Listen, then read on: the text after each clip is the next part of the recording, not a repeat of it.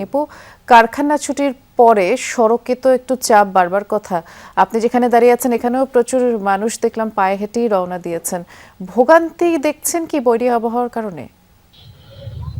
বৃষ্টি আজকে কিন্তু যারা উত্তরের পথে যাবেন অর্থাৎ এই পথ দিয়ে তাদের কিন্তু ভোগান্তির শেষ নেই। এক হচ্ছে দীর্ঘ যানবাহনের জটলা, দ্বিতীয় হচ্ছে বৈরী আবহাওয়া।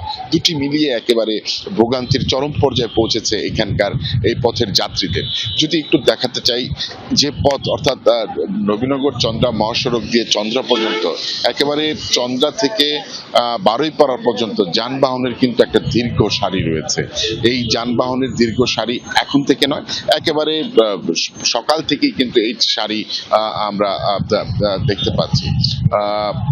আর সেটি হচ্ছে যে যে পথ দিয়েই যান না কেন, অর্থাৎ গাজীপুর দিয়েও যদি আপনি এই পথ অতিক্রম করেন, সেখানেও কিন্তু যানবাহনের দীর্ঘ সারি আমরা দেখতে পাচ্ছি। যদিও আইন শৃঙ্খলা রক্ষাকারী বাহিনী তারা বলছেন তারা চেষ্টা চালিয়ে যাচ্ছেন। কিছুক্ষণ আগে ঢাকা রেঞ্জের ডিআইজি এসেছিলেন, তিনিও পরিদর্শন করে গণমাধ্যমের সঙ্গে কথা বলেছেন। তারা বলছেন যে পুলিশের সর্বোচ্চ ব্যবস্থা তারা নিচ্ছেন।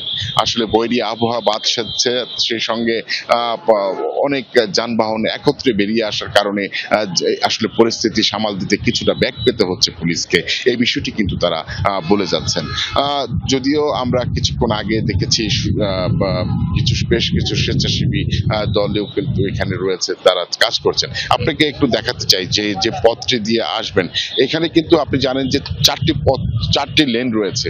আমরা দেখতে পাচ্ছি দুটি লেনই কিন্তু একেবারে স্থির ঠায় দাঁড়িয়ে রয়েছে। তো সবকিছু মিলিয়ে যদি বলি, সেক্ষেত্রে হচ্ছে স্বস্তির জায়গা এখানে নেই আসলে এই পথের এখন পর্যন্ত। দুপুর হলে এটা কিন্তু আরো বাড়বে, বিকেল হলে এটা আরো বাড়বে, এমনটি আশঙ্কা করছেন এখানকার সেই যে দায়িত্ব। চিরচেনা রূপ ঈদ যাত্রায় যে ভোগান্তি মহাসড়কে, সেই একই দৃশ্যই দেখলাম আমরা। ধন্যবাদ বিস্তারিত জানানোর জন্য নিপু।